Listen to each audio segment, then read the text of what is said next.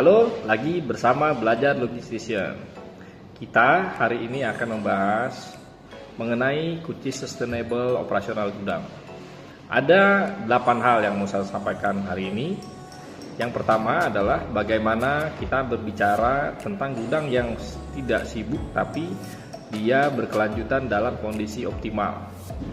Akan banyak masalah selama proses, tapi bukan berarti masalah ini akan menghambat apa yang akan terjadi di depan kita. Yang terpenting adalah bagaimana kita menyikapi, bagaimana kita melihat masalah, dan bagaimana kita memberikan alternatif solusi. Alternatif solusi akan melihat kepada situasional yang sedang kita hadapi. Yang pertama adalah kita dalam operasional mengenal istilah lean warehousing. Lean warehousing itu adalah bagaimana menghilangkan proses-proses yang tidak perlu seperti menunggu, proses kerja, overprocessing, hingga orang-orang yang talentnya tidak dimanfaatkan dengan baik.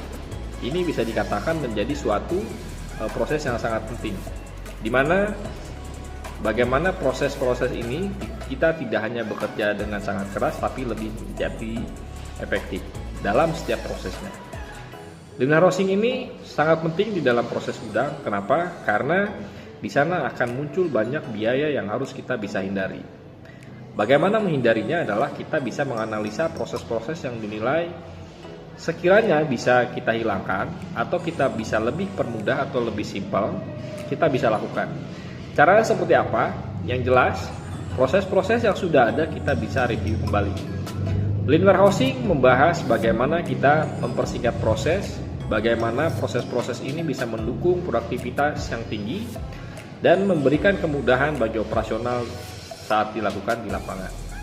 Yang paling penting, secara waktu, secara biaya, ini akan memberikan keuntungan yang lebih besar dengan masalah yang lebih sedikit. Yang kedua, kita berbicara mengenai disiplin dan standarisasi SOP. Proses yang lebih baik harus distandarisasikan dan dijalankan oleh siapapun di dalam proses itu sendiri. Bagaimana caranya? Kita harus membuat standar yang bisa diikuti dan mudah untuk dilakukan.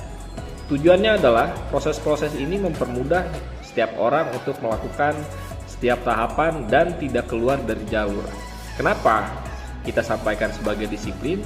Karena pada akhirnya sebuah disiplin yang dilakukan oleh tim secara terus-menerus akan menjadi standarisasi yang lebih baik. Setiap proses yang bila mana terdapat hal yang bisa kita lakukan untuk menjadi lebih baik, maka harus dilakukan improvement. Standarisasi ini akan penting karena hal ini akan mudah dilakukan oleh siapapun, tidak hanya oleh satu orang ataupun bagian-bagian tertentu.